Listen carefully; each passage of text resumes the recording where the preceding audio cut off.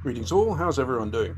That's good to hear. Well, it's the 23rd of August 2023 and we're approaching September quickly, which means we're in peak hurricane season.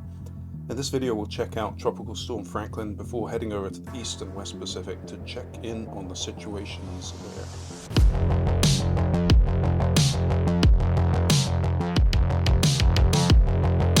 Tropical Storm Franklin has been giving us quite a show over the last couple of days actually, with huge complexes of very deep thunderstorms seen here in the 1-minute imagery from GOES-16 satellite, with lightning detections seen a couple of days ago on the morning of 21st of August. And later that day, after sunset, a huge convective blow-up occurred that just kept growing and spreading through the night. You can see it in the infrared here. What you may notice in this is the quick blobs of white that appear out of the reds and blacks. The color bar in the bottom shows that these are infrared signatures of about minus 90 Celsius, and that's the temperature of the cloud tops. These are super deep clouds from violent updrafts that are trying to punch up into the stratosphere. If we take a look back 4 days, this infrared loop shows how the system was drifting westward through the Caribbean Sea, but then it stalled and began its slow movement north towards Hispaniola. At the time of recording, the sun has risen over the storm, so it is the morning of 23rd of August in Hispaniola. The storm is very asymmetric and quite messy, with a big complex of thunderstorms in the wide band to the east of the center. It's a tropical storm, and now it is just going to get messier as it interacts with the land and mountains of Hispaniola. The European Center model is indicating rainfall to be greatest over southwestern Dominican Republic, where 24-hour rainfall totals over the next 24 hours are over 200 millimeters in the model. Now, the GFS and ICON models also have similar distributions, so probably it is these areas that are at greatest risk of flooding rain and landslides or mudslides, and tucking into southern Haiti too. Let's check in on our old friend, the Hurricane WRF model. Here is the rainfall. You can really see that heavy rain pile into Hispaniola as the storm edges northward across the island. After moving off to the north, the storm turns to a northeastward movement as it moves along the northwestern side of a mid-level anticyclone. Hispaniola is a large island, the second largest in the Caribbean after Cuba. It's divided between the two nations of the Dominican Republic and Haiti.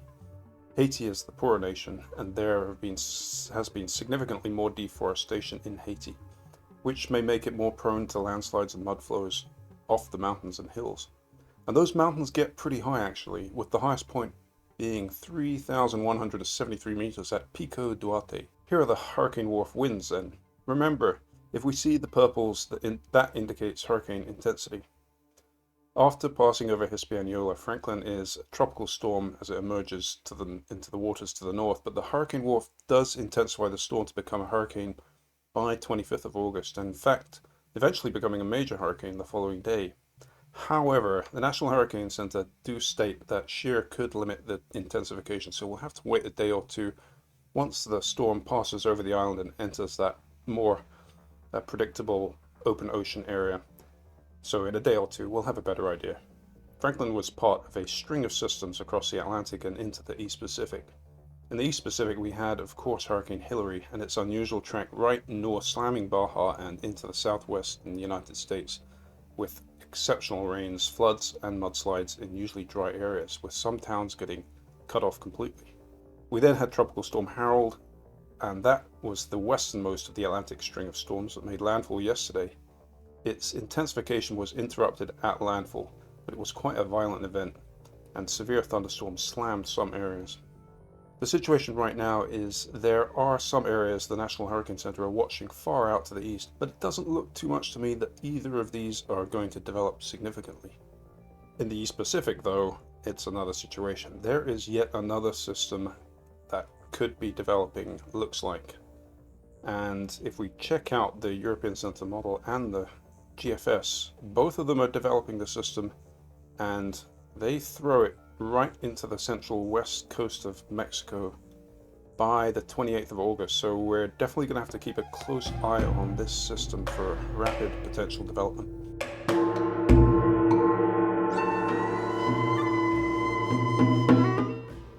Meanwhile, things are also hotting up in the West Pacific. We already have this large tropical depression 08W. But perhaps more immediately significant for land is the disturbance 91 West near the northeastern, just northeast of the Philippines.